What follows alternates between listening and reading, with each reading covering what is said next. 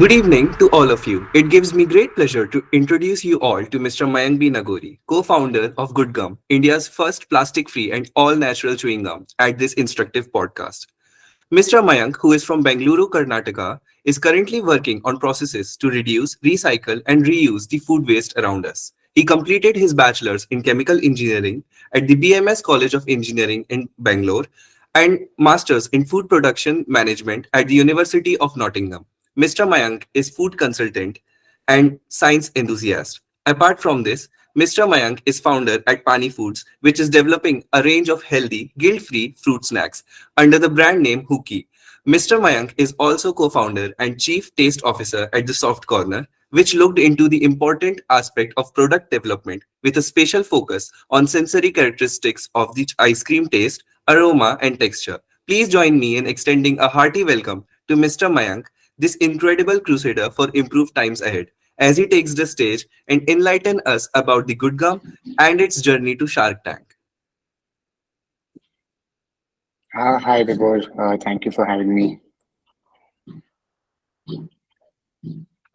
Sir, can you share with us the inspiration behind starting Good Gum and how this idea for India's first plastic-free and all-natural chewing gum came about? So, the idea started way back in 2010 when I was in 10th standard. I used to chew a lot of gum. And, that's when my geography teacher told me that, regular chewing gums are made of plastic. And this sort of plastic takes much longer than regular plastic to decompose in the environment. And that's when it kind of hit me that chewing gum is not a very essential product, and you don't really need to consume the product, a product that will have a detrimental impact on the environment. So I stopped chewing gum. But then as I grew up in 2017, when I was doing my masters, I kind of came across a biodegradable chewing gum, um, which the Amazonian people, the tribal people in Amazon forest have been chewing for thousands of years, right? And chewing gums were supposed to be biodegradable since its inception. Only because of industrialization, people started using plastic compounds and artificial colors and flavors in the gums, and that's what made the gums plastic containing of these times. And when I was doing my masters, I always wanted to come back to India and develop a product and make a company that can make products that solve for an issue. And right now, the co-founders in the company are myself and my younger brother. He has a inclination towards reducing plastic waste, and I have an inclination towards developing something clean label in the food space. And both of these culminate together into making this chewing gum, which is a very small problem, but nobody is solving. And that's how we started with gum. Sir, what challenges did you face in the initial stages of developing Good Gum and how did you overcome them? So the initial stages, like every startup, you don't really get raw material at smaller quantities. When you're starting a business, you cannot buy raw material at the minimum order quantities that the vendors have usually, right? And that has like a detrimental impact on you being able to start the business on time. So initially, being able to source these raw materials and samples from different companies was a very difficult task. Um, and second was, the initial investment, which was not really a big problem, but we kind of convinced our parents to, give us a small loan, and then we started the business. When we put the product out in the market, because it was expensive, you wouldn't have a lot of people buying the product unless and until we educate them. So uh, in a startup, because your overheads are high, because your purchase is not very strong, your product is going to be expensive initially. So there's a lot of focus that needs to be put on reducing the cost of the product so that you can give a cheaper product to the customer. So these are the initial two problems that we really faced, and we've overcome by just upscaling our business so that overheads reduce, and also putting SOPs in place wherein wastage is low, and output is high, so that we get more output. Sir, how does Good Gum contribute to environmental sustainability and what motivated you to create a plastic-free product? So Like I mentioned, it's a very small product. People usually neglect. But what happens with chewing gums is because of the way it is discarded, people usually put it into a piece of paper and then throw it away. Unless and until somebody is manually scavenging that chewing gum out of the paper and recycling it, this plastic cannot be recycled. Plus, when people spit it out on the roads, on the footpath, it sticks around for hundreds of years. It's a very big public litter problem. It's the second most, chewing gum is the second most common form of litter in the world, right? Um, so when this chewing gum is stuck on the footpaths, when people are walking over it, when vehicles are running over it, all of these plastic fragments become microplastics, enter the water table, and that's how it enters the human body. Right. So you're protecting human beings from consuming plastic, and you're helping the environment from not having plastic stuck on it. Right. So more than just that sort of plastic that we're avoiding, it's also the fact that we are educating a consumer to move to a sustainable lifestyle, and showing them an example that okay, it is as easy as moving to a sustainable chewing gum uh, to get onto a sustainable lifestyle. It's not very difficult to move towards sustainability, but by taking smaller steps, you can go there, and that's the kind of brand that we want to build. Sir, your educational background includes chemical engineering and food production management. How has this background influenced your approach to developing sustainable food products? And can you please share insights about the combination of these degrees? So I always wanted to study food, and I picked chemical engineering, looking at the course because there was a food technology elective that was a part of chemical engineering, and food factories are usually all about chemical engineering, right?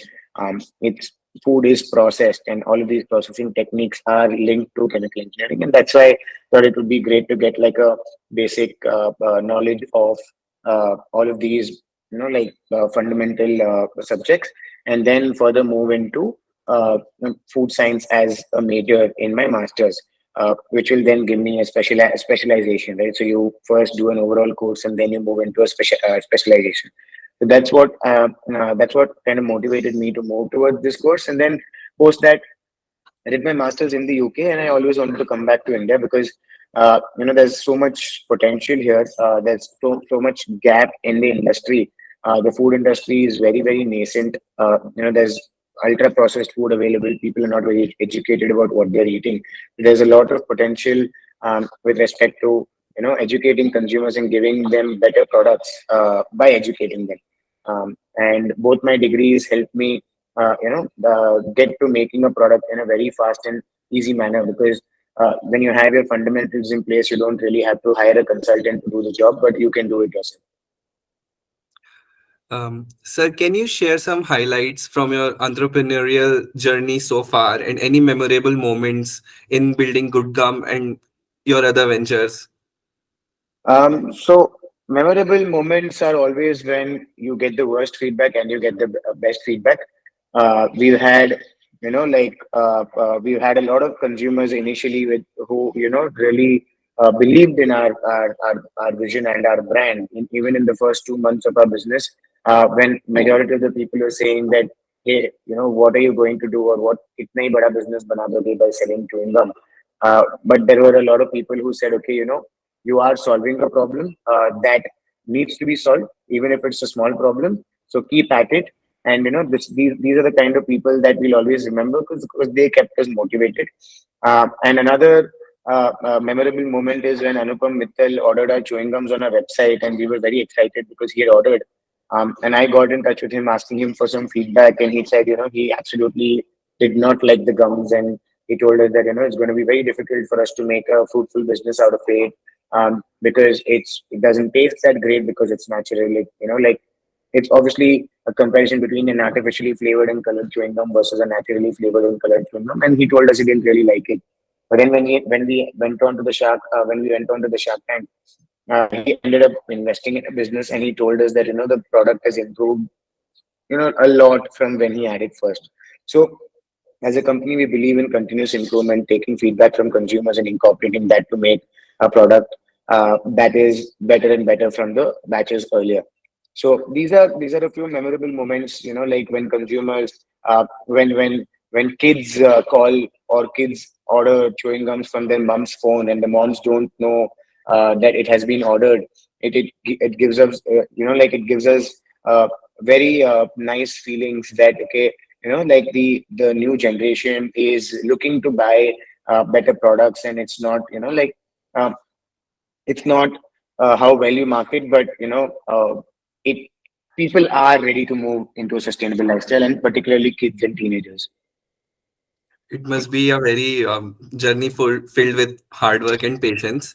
Yeah. Uh, Sir, what motivated you to participate in Shark Tank, and what lessons or experience do you hope to gain from the platform? So, Shark Tank is, I think, one of the most viewed show on primetime television in India at this point in time. Like in the last 2 years, because of Shark Tank, a lot of entrepreneurs have picked up or started businesses. People who are just thinking of starting businesses have actually started building businesses, and words like EBITDA and PAT and COGS, etc., have been used very frequently, even in dinner table conversations at home, right? Which shows the penetration of the show in the grassroots or in the family television time of the country. So it was obviously, like for us, we wanted to get into Shark Tank mainly to show the country that a brand like this exists, and to also get a proof of concept. Like the minute you go onto national television and we get four sharks believing in your vision, that automatically gives you that leverage that you can, then go to uh, people who didn't believe in you, or retailers who didn't want to retail your product, showing that, hey, now I'm on Shark Tank, I'm a popular brand, I'm a popular product, and these four sharks believe in my product, so now you should retail it, right? So it opens a lot of doors for us, and I think even the mentorship that the sharks can bring into the business is supreme. They built big businesses, and getting them to be an invested part of the business to give valuable guidance and mentorship is also important. And that those are the two key reasons why we wanted to go on to Shark Tank. And the experience after Shark Tank has been crazy. We've been getting orders by the minute, and it really shows how strong the show's visibility is, and how influenced the Indian consumer can get looking at uh, a mere product on television, right? So, I mean, it's been a great journey, and I would recommend every startup or every entrepreneur who's just thinking about going on to Shark Tank, just go on to Shark Tank, because you'll get the visibility of your lifetime. Sir, as a crusader for positive change, what message or advice would you like to share with aspiring entrepreneurs in the field of sustainable food production? So, what I would like to say to all of these entrepreneurs is, any clean label product or any sustainable product will take some time to develop. Will take some The business will take some time to develop. You will not see quick money like the other products out there, but this is more of a long term game. So patience is key, and sticking or staying true to your vision is very important. When you're building in such categories, because the minute you move away from the track you chose initially is when things go haywire. So if I have set out to build a plastic-free chewing gum, I will only be making plastic-free chewing gums for the rest of my life. Even if there's a huge potential in making cheaper plastic chewing gums, I would not do that. So every entrepreneur has to stick or stay true to his initial ethics, and just be patient. And the consumers will automatically start appreciating, and you start seeing a lot more appreciation and retention when it comes to such products. Thank you, sir. It was very insightful talk, and I hope our viewers would be amazed to know your journey and all the tips. Thank you so much, sir. Thank you, Vibhor, for having me, and good luck to you all.